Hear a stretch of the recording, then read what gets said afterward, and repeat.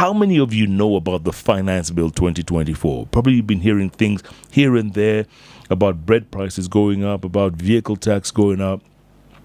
But how many of you really know what's going on? Is the devil in the details? Well, we want to talk more about that with the Kenya Association of Manufacturers CEO Anthony Mwangi, who joins us live in the studios. Good to see you, Bwana CEO. Welcome to Hot 96. So how's K.A.M doing? K.A.M is doing well. Yeah. We are an advocacy, association of manufacturers. We have 1,300 members. So we contribute hugely to the GDP of the country. We could be producing more. We could be doing better. But we're hoping that things, this discourse is part of that, making it better. Yeah. A lot of the conversations these days is that Kenya should be a manufacturing economy. Are we getting there? Are we on track? Can it happen in our lifetime?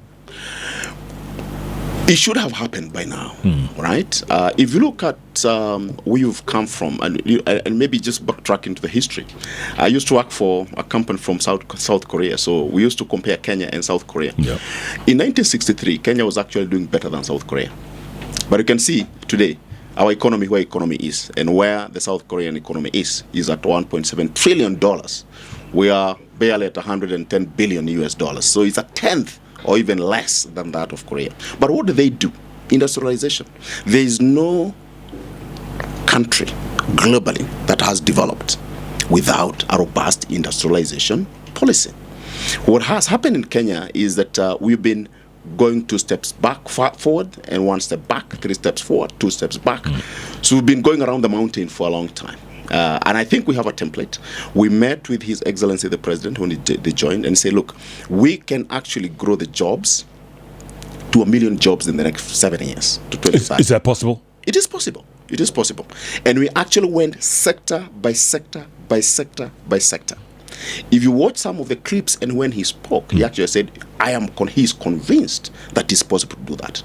From textile, from leather, from pharmaceutical, every automotive, we can actually build 1 million jobs. Right now, manufacturing builds has created about 352,000 jobs, which is just second to the public sector. Public sector has over 900,000 jobs. The second one is core manufacturing at 352,000 jobs. Wow. Now, that's core manufacturing. If you look at the linkages that manufacturing has with the rest of the economy, and I want to look at every kiosk that you go to, every shop you go to, every supermarket you go to, not only in Nairobi, but across the country. Whether you're in Seaport, you're in Lunga Lunga, we are in North Hor, you find sugar, you find salt, you find soap, you find toothpaste. All those products are manufactured by Kenyan manufacturers. So we power retail and wholesale to a very big margin. Then you look at financial services, you look at logistics, all the trucks that you see taking raw materials to the factory, out of factory to the market. Again, we support logistics in a very big way. So if Kenya was a building and manufacturing was a block, and you remove that block called manufacturing, this country would crumble. But we're saying this is also one of the areas that is under-leveraged. If we put our act together, we can build 1 million jobs in 5 years, 7 years, and then from there is self-propelling.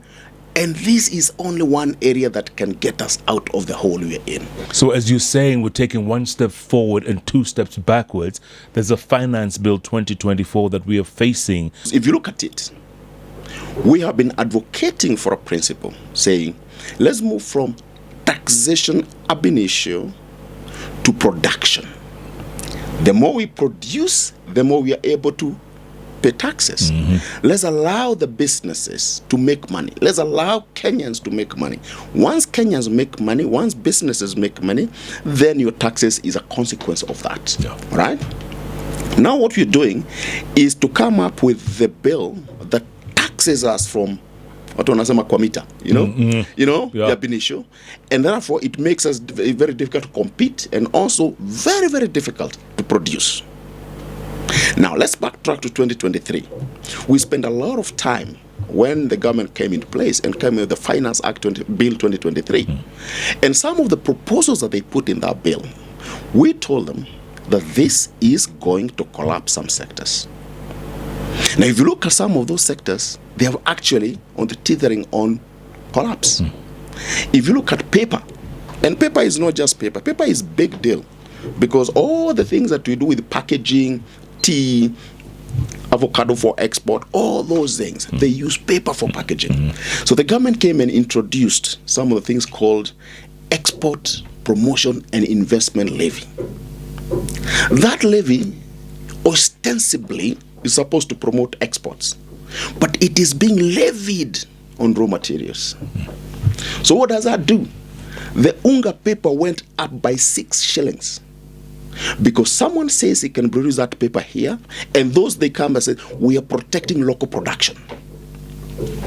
Nobody in Africa makes that paper, and we're not going to make it in Africa. Because some of those raw materials are made, especially the pulp, the paper that, the trees that get the pulp, are from Scandinavian countries. You've been there. Yes. I mean, unless we import, snow from, and put somewhere in Aberdare Mountain, yes, and then start growing those trees. We are never going to produce those raw materials. We got to accept that we cannot produce all the raw materials that we need for value addition. There are some that you're going to produce, others we're going to import from elsewhere. So the Finance Act 2023 has caused massive negative unintended consequences. And that is why KRA misses their target every month by 30 billion.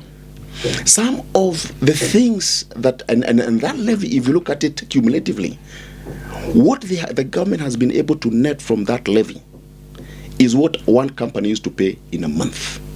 Wow. So you kill a sector to get peanuts. As a quiz would say, you lose 2, you lose 8 when you're running for 2. Yeah. It's a different thing. You're running around for 2 shillings, yes, but you lose 8. Then you're saying, now instead of correcting the cost, and you spend a lot of time with the technical ministries, Ministry of Industry, Ministry of National Treasury, KRA, and you said, KRA, you're not missing your target because of anything else. Just go and look at these 3 sectors. Look at paper, look at steel, look at cement. And I'll just give you some numbers on cement. So the economic survey that was released the other day said that the cement production has reduced by over 100,000 metric tons. All right, this year. What does that mean? 100,000 metric tons is 100 million kilos. If you translate that into bags of cement, it's 2 million bags. Times how much? Now, per month, you are less 166,000 bags, less production. What does that mean? That actually construction is slowing down. Why? The price of bag of cement used to be about 560 for the longest time, up to 600. Now in some areas it's going to 850, 900, 950. And we're looking at this finance bill, including the one for 2024, in the context of how it affects Wanjiku. Because sometimes the policymakers, they make assumptions that they're taxing companies, but it's not companies. Every tax, every levy you put on any product will be borne by the consumer. Right. So you're not taxing companies. The only thing we worry as manufacturers is if these products become expensive, then you constrain the demand because it becomes unaffordable. That's from domestic market. But from export market, you also become uncompetitive. Why do you become uncompetitive? Kenya, sometimes you operate as if you operate in a vacuum. And I say as if you're the only child in the family, right? So we operate within the frameworks of EAC Common Market. So we have what you call EAC Common External Tariff, the tariff agreed upon by 7 EAC countries. We operate within COMESA. We operate now within AFCFTA. We are knocking down the walls, and Kenya is at the forefront advocating for knocking the walls between COMESA, SADC, ECOWAS, and all of them, right?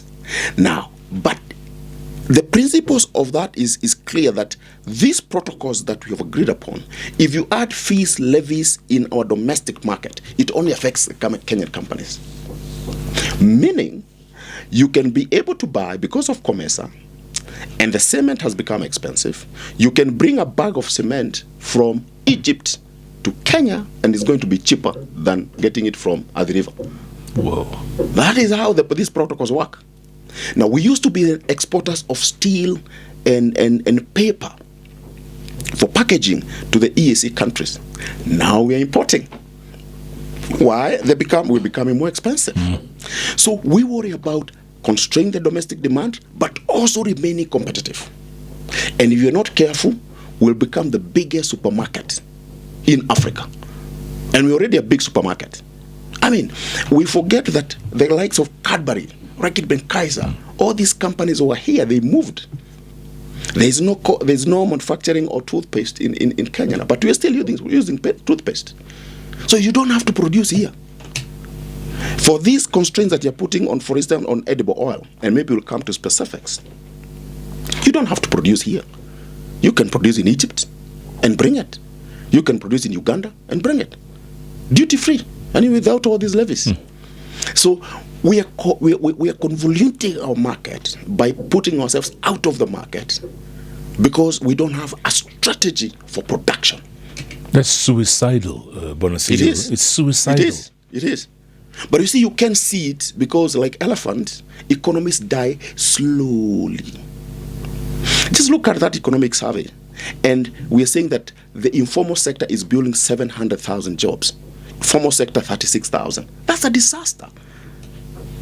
How do you even come to get to know that there are 700 jobs that were created in an informal sector? So it's just a number, right? But that is dangerous itself, because these informal jobs are jobs and what we call not quality and quality jobs or poor quality jobs, because the people working in those informal jobs are unable to save, are unable to invest, are unable to live a decent living. That's why 7% of Nairobi is informal settlements. The economy is not generating formal jobs. It doesn't matter, and this is different from SMEs. Doesn't mean that SMEs are not. Informal jobs are different. It's like subsistence farming. It's like what His Excellency President Museveni said. People outside the money economy. So 70% of the country is outside the money economy. You know. Yeah, it's cash and carry. I mean, it's producing for eating. You know. So the GDP that we talk about is only done around here in Nairobi. Manufacturing, if you put a pin in the center of the city, 50-kilometer radius, you'll be in Thika, you'll be in Machakos, you'll be in Kajiado, and Kiambu, and Kikuyu. 85% of manufacturing is done in this tiny place called 50-kilometer radius from the center of Nairobi. How are we going to grow the economy over 585,000 square kilometers if 60% of the GDP sits here in Nairobi, a tiny spot in the map of Kenya? But we cannot do that if we don't make progressive policies. And this bill is one of the most consequential policy instruments that either drives or drags the economy. People keep talking about bread going up by 10 shillings. Yes. Vehicle tax, minimum 2.5%, so it's 5,000 shillings or 100,000. You know, those are the ones that they're talking about. But there are other details in there, aren't there? First, and this I think is not very good even for Parliament, because for all the other people of Kenya, the public participation bill has been in Parliament from 2018. So we don't have any bill or any act that guides public participation. Now, this bill, if you read it, an average person, and in this case I'm talking about an average person who has gone to an accountancy class and person who has gone to a law school. That's where my benchmark for an average person is. Cannot understand this bill.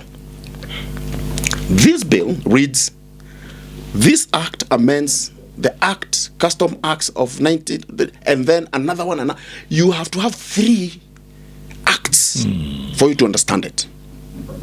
Now, if we had an effective public participation, the government could have taken this bill and explained to people what it means. to them so that they can be able to effectively give feedback. If you're not calm and you don't have resources, tax experts, law experts, consultants, you will never understand this bill. And then they give you 1 week to respond. Right. 137 pages complex bill within 10 days is mission impossible. And even ourselves, we have concentrated ourselves on only things that touch on manufacturing. Not that we don't care about the others, but mostly the things that touch manufacturing. So you can see it's already flowed. Many people will come with the issues of bread, and I'm not saying bread is not important, but of course you say you can eat cake. Yeah. Antoinette.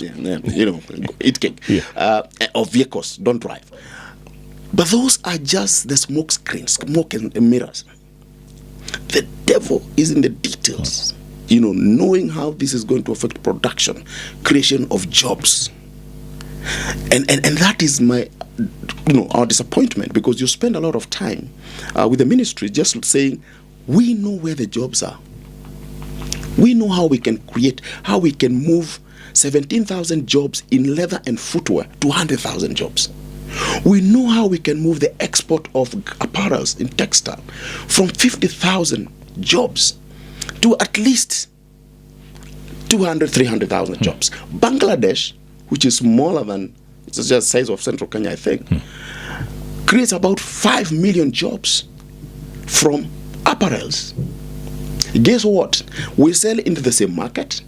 We have duty-free access, quota-free access to American market.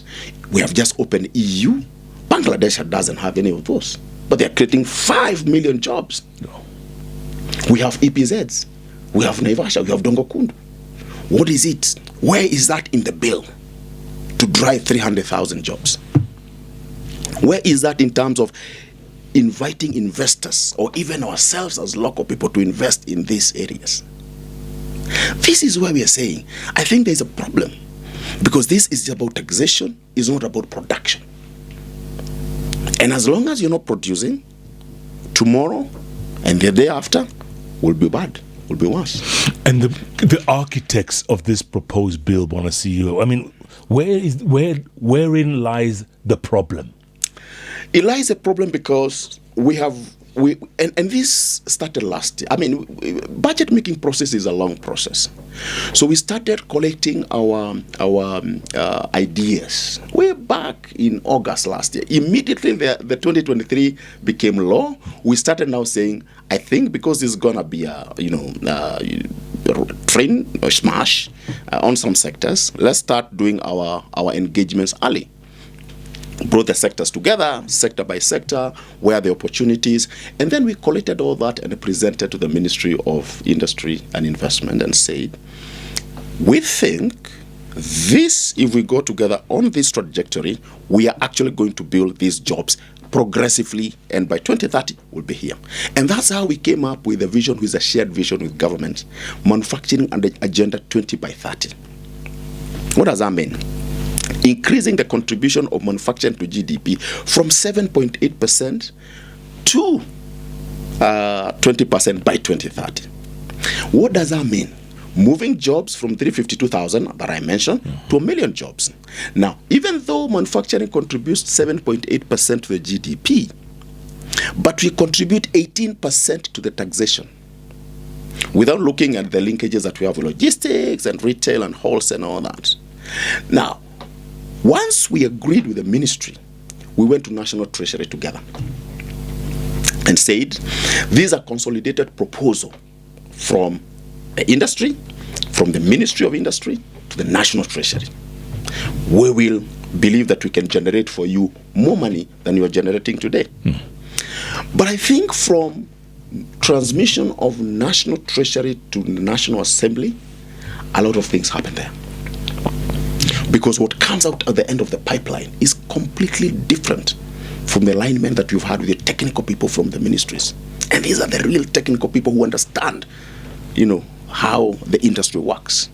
So being a political process, because it's a policy, it's a political process. But again, you lose the golden thread of saying, what is a strategy? What is the strategy of this bill? What are we trying to achieve? other than taxation to GDP, what are we trying to achieve in terms of production to GDP, industrial production to GDP, industrial export to GDP, quality employment to GDP?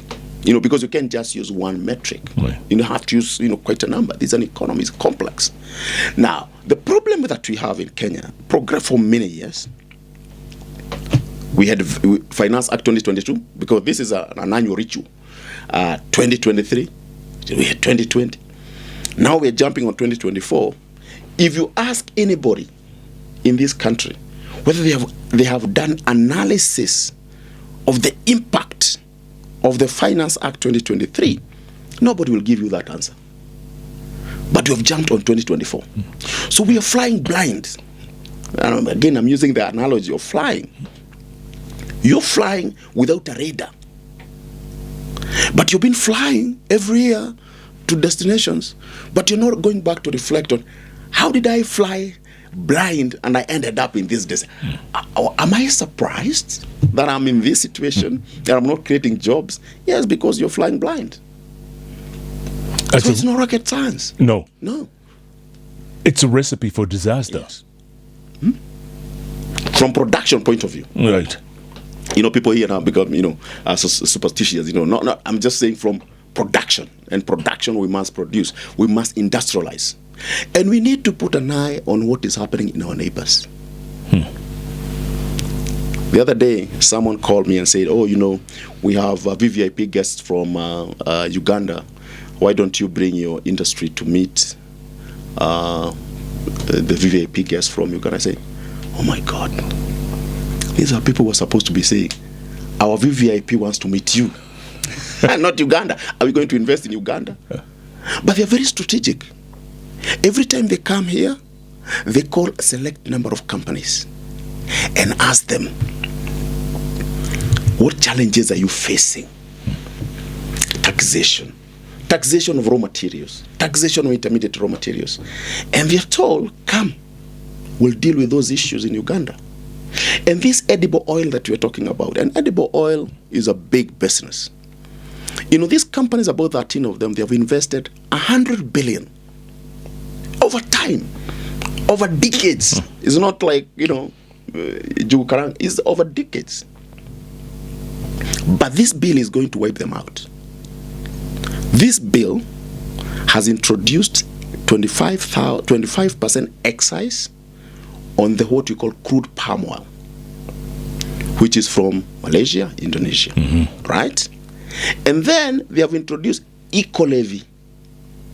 Eco-levy is on packaging. And then they have introduced excise 25% on the finished good.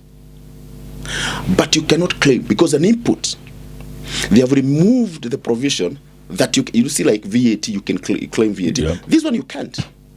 So it's a cost. So you put cost on raw material on the product and the finished good on the product. The price of a 20 jerrycan, and we're simulating is 20 jerrycan of cooking oil, will go up by almost 80 to 100%. Wow. So what will happen? Sometimes you look at those companies and say, we're taxing these companies. No, that tax cost will be borne by the consumer. Wamama, the ones doing fish on the roads, the one doing mandazi and chapatis, cooking for factory workers. Those are the ones that are going to bear the burden. But in the process, you depress the demand. In the process, you affect the 40 billion that goes to K.A.M from these 13 companies, and 10,000 jobs directly, and 100,000 indirectly, including the people who do mandazi. Those are people who are you affecting. But what is the theory behind all this excise? Or we want to do local production of sunflower. We agree. But you don't do it cold turkey. You drop it cold turkey. You just drop it without a plan. So this could have been say, okay, industry, we want, and we agree with the president in terms of import substitution. But we say, we want to do this over 5 years. So how do we put a plan together over 5 years? Because how many millions of acres do you require for sunflower to be able to satisfy the cooking oil market? So it's going to be a train smash. Train smash. This one, and there are no two ways about it. It's a train smash. On top of that, we have no opposition. There's nobody, making enough noise. And this will pass. This bill looks like it's most likely to pass. If the history of 2023 Act is anything to go by, it is water under the bridge. Yeah. We have a day with Parliament tomorrow. We'll be presenting a very detailed memorandum to the Departmental Committee on Finance and National Planning. That is the committee that deals with that.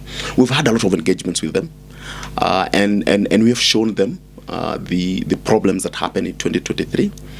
They know K.A.M. numbers don't lie. They will miss 300, by 300 billion. It's not because Kenyans are not paying taxes. It's just because of all this. Now, the unintended consequences of coming up with this kind of a bill just to collect the taxes is that now invite people to look for ways to avoid paying taxes. If you look at your payslip, Jeff, it's painful. And it's 0.0000% of Kenyans, you're paying over 50% of your salary goes to taxes. Before or prior to 2015, Kenya was importing 100% of diapers, adult diapers, children diapers, hygiene products for ladies, 100%. So 2015, people started investing. Now that sector directly employs about 2,000 people.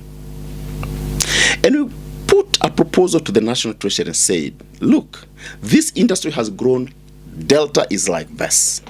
These are the people working in that sector. Now, because you've put taxation as exempt, would want you to put it at 3, you charge VAT, not exempt, now charge.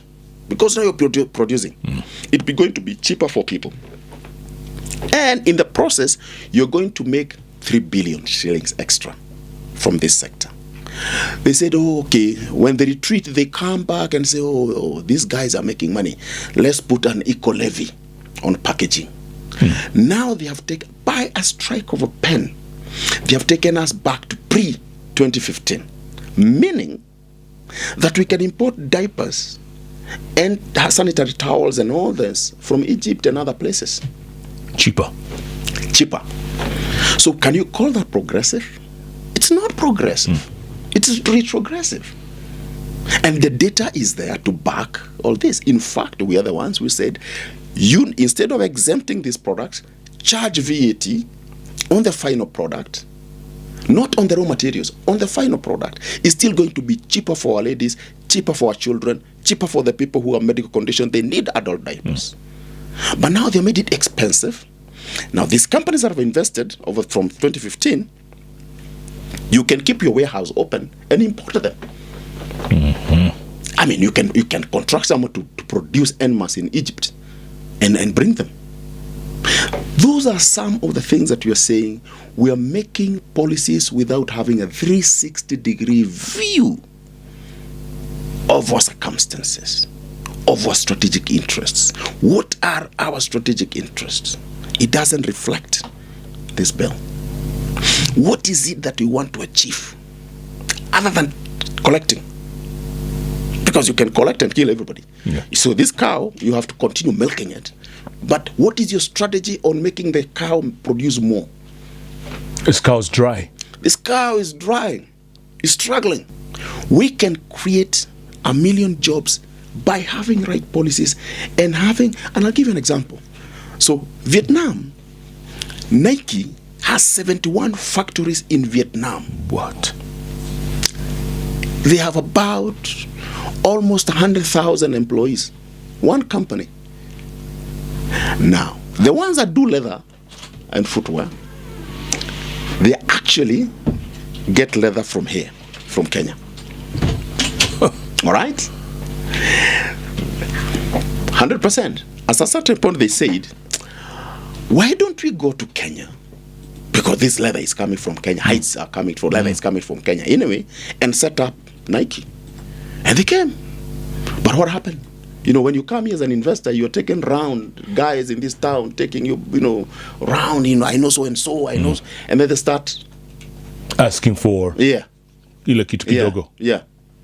So these global companies have zero appetite for those kind of investment destinations that operate like that. Now, we just need 2 factories from Nike.